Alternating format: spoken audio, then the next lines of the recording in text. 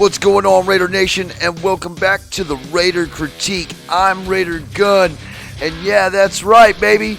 We actually won 36-33 on Thanksgiving. What a hell of a game, Raider Nation. What a hell of a game, Dallas Cowpoke fans. This has got to be the absolute best Thanksgiving game that there has been in quite some time. And I honestly want to say, in my lifetime, this is probably one of the best Thanksgiving games I've ever seen. So I'd like to go ahead and go over the stats if I shall. Check it out. Offense, man, for the Raiders. Derek Carr, 24 of 39 for 373 yards, 1 touchdown, no interceptions. Rushing, Josh Jacobs, 22 carries, 87 yards, 1 touchdown on an average of 4 yards per carry.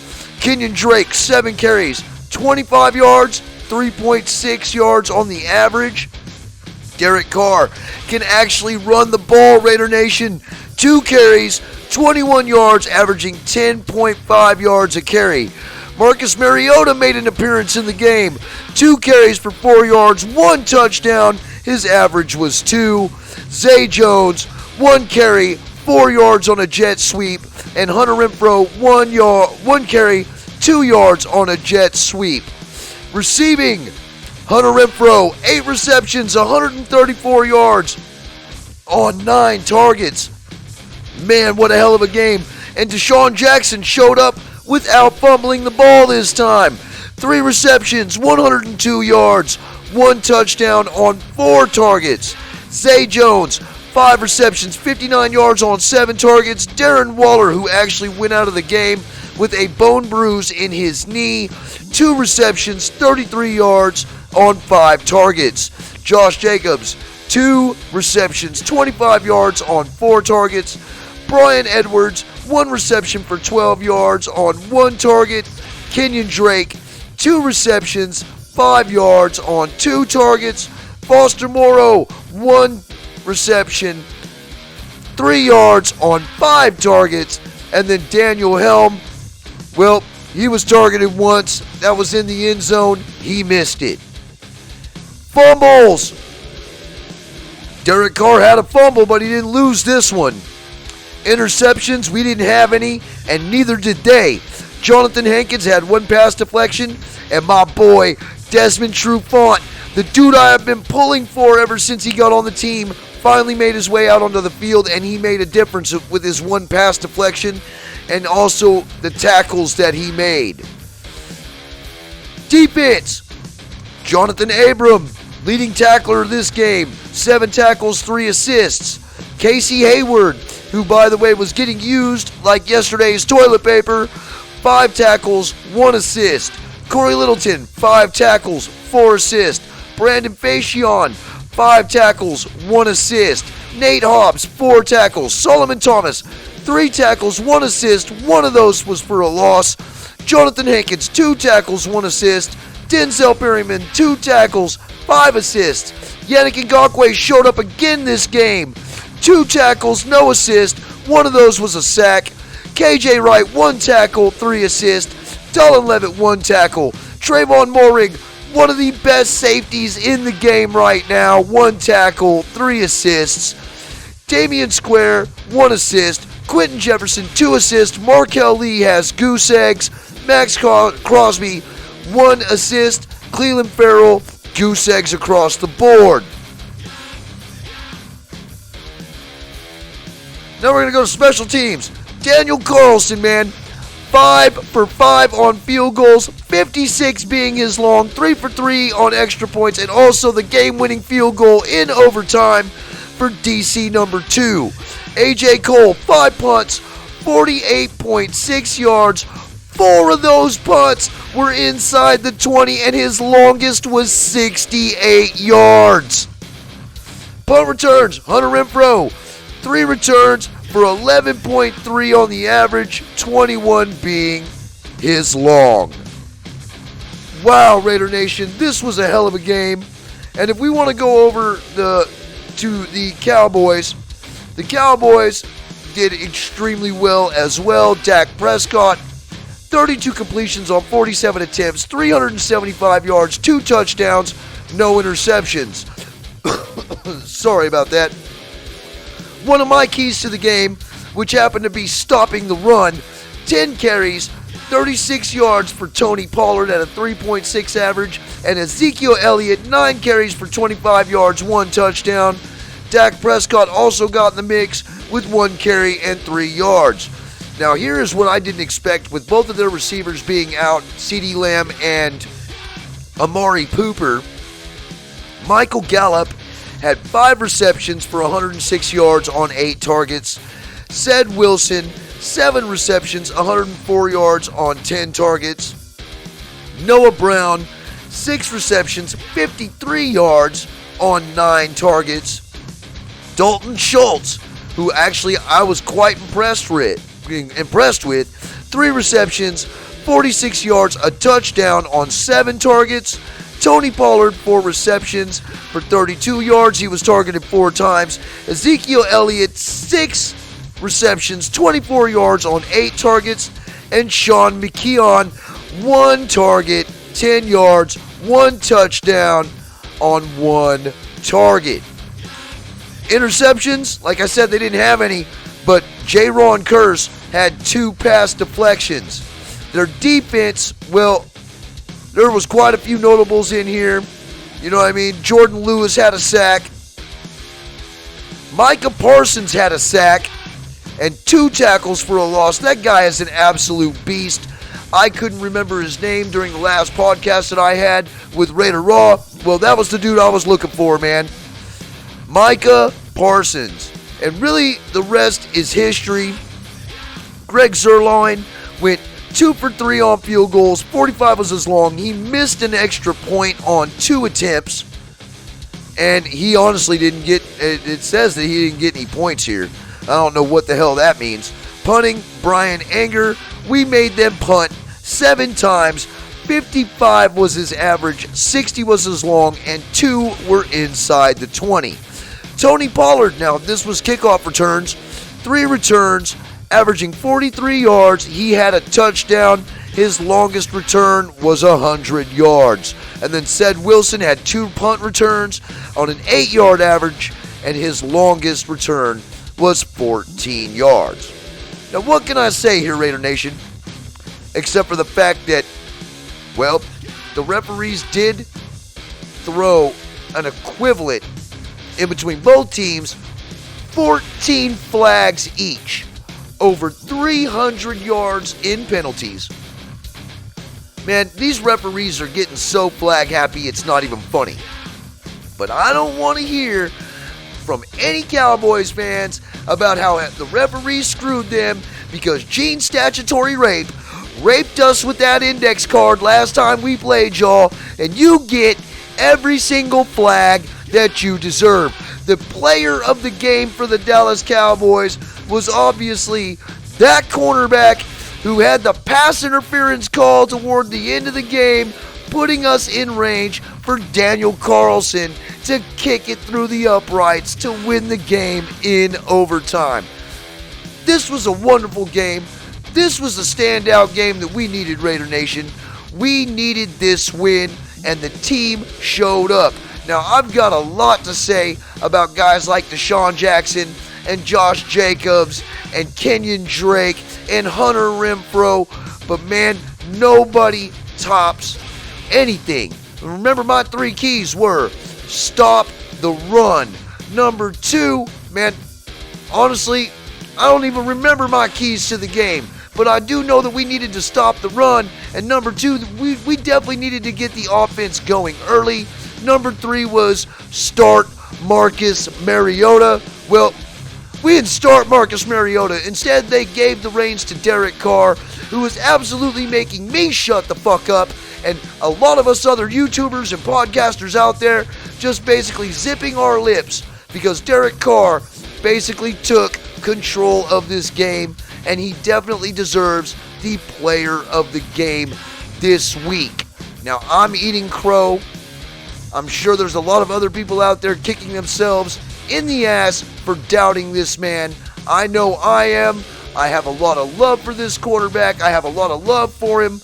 But man, His up and down inconsistencies have been absolutely killing me. I know they've been killing y'all too, Raider Nation, but for him to come out here in prime time, not throw a single interception or commit a turnover even though he had a fumble, is a blessing all in itself.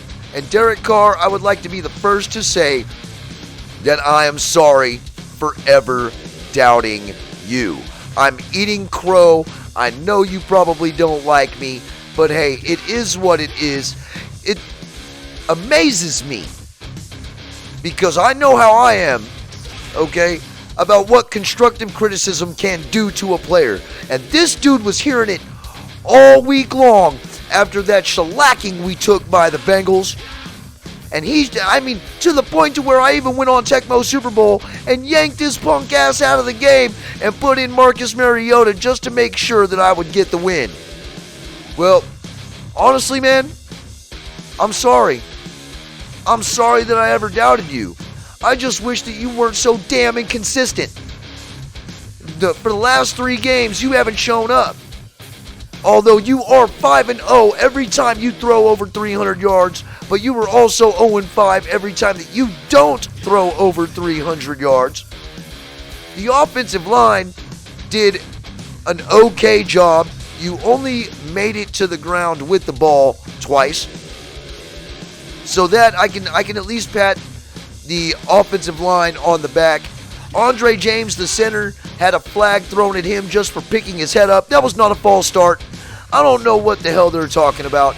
There was also a play to Darren Waller where he caught the ball, he made a football move, he fumbled the ball, and the dude, whoever it was from the Dallas Cowboys, made a miraculous play, jumping off to the sideline, hitting the ball inbounds, and hitting it to his own player. Well, too bad that shit got called back. Whether it was a fumble or not, it's not a fumble in the stat books, and that's all that matters. So, me being here in Texas, this game is, man, I've been running my mouth all day at work today. My bosses can't stand it. My coworkers can't stand it. And I'm running around listening to Los Rockas, rocking I'm a Raider, baby. And you know what? It's been a very damn good day. And it's all because of the way this team played, especially our quarterback. Now, am I sold on Derek Carr? Man, I've always thought Derek Carr was a good quarterback. As a matter of fact, I think he's a great quarterback. I just really think that he needs the time in the pocket to throw the ball. He needs the time with these wide receivers, especially dudes like Deshaun Jackson, who have barely just gotten on the team, to where he can gel with them. You know what I'm saying? He's a damn good quarterback, Raider Nation. We shouldn't hate on the guy so damn much, especially when he puts up numbers like this. He has put himself right back into the talks of being one of the best quarterbacks in the league with this game. But we can't stop here. We cannot stop here. We need to keep pushing forward. We need to keep going, and we need to beat the Washington football team or the Washington Foreskins, whatever you want to call them, next week. And then we got the Chiefs once more. And we need to shut them down too. And we got the Broncos. And we got the Chargers. And we got the Colts. Not in that particular order, but those are the games we got left. And I do believe we also got the Browns too. So, if we can go and win every single game from here on out, that will put us at 11-5 or 12-5. No, it would be 11-5 because we're still only playing 16 games, I believe. Or no, we're playing 17 games because if we do happen to lose one of those games, it'll put us at 10-7, still hopefully solidifying ourselves a spot into the playoffs. And Raider Nation, you go look at the standings. It's basically a 4-way tie for first in the AFC West, solidifying ourselves as the most dominant division and the closest division in the whole NFL. Believe it or not, Any one of these teams in the AFC West could be leading other divisions, or at least competing really close like in other divisions. We've got the hardest division in the NFL, Raider Nation, and it does show it in everybody's records. That's for sure. But we need to go in and we need to shut down the Queefs. We need to shut down the Foreskins. We need to shut down the Chokers, the Donkeys, the Brownies, the Colts. We need to shut these guys down, man. We got 5 games left. 5 games left, Raider Nation. 5 games left. There's no time to be splitting this. Marcus Mariota did come into the game and ran for a touchdown. And it sucks. Darren Waller went down this game. Darren Waller is hurt. I'm hoping that he's going to be all right because we could sure use him, especially now that we've got Deshaun Jackson and definitely Hunter Renfrow been showing up all year. All the pistols are firing. And that's really the bottom line, man. We need Darren Waller back. We need Josh Jacobs to perform the way he did against the Cowboys for the rest of the season, because the run game's been non-existent except for against the Giants and against the Cowboys. And you notice how they're both the NFC least division teams. So I'm expecting another big game from Josh Jacobs next week. I'm going to come out with a pregame video with my pregame prediction against the Washington Foreskins on the Tecmo Super Bowl game. And we're just going to run from that. This is a short video.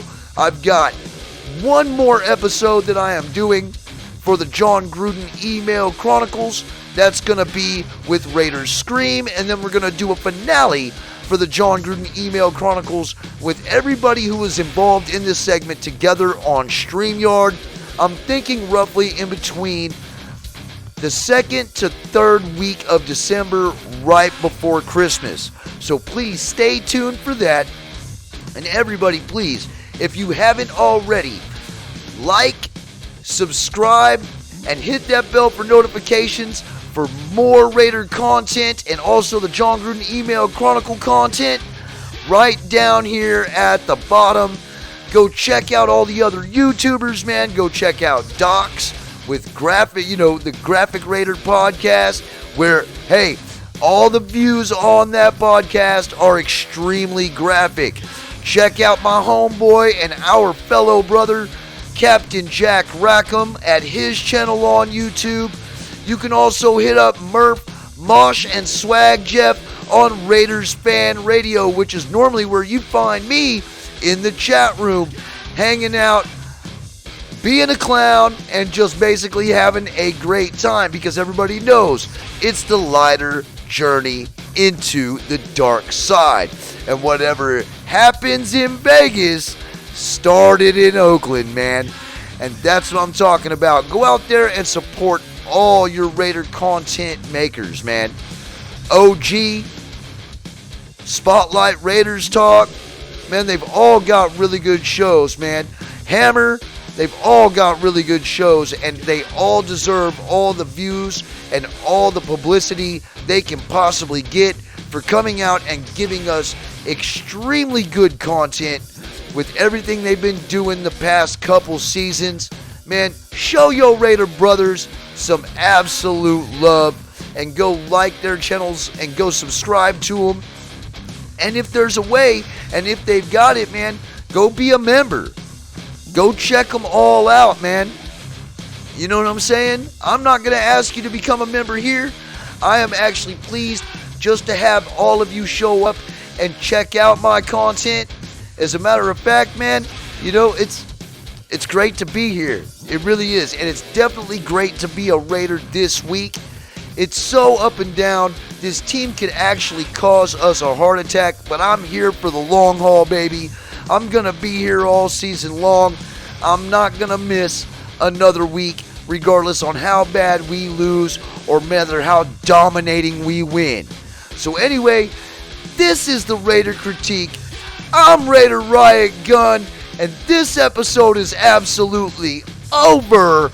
And please, stay tuned, because I'll be having another video coming real soon. We always know what I say here. This is the Raider Critique. We don't drink the corporate Kool-Aid, and it's all about Raider Nation for life. Go get you some, man.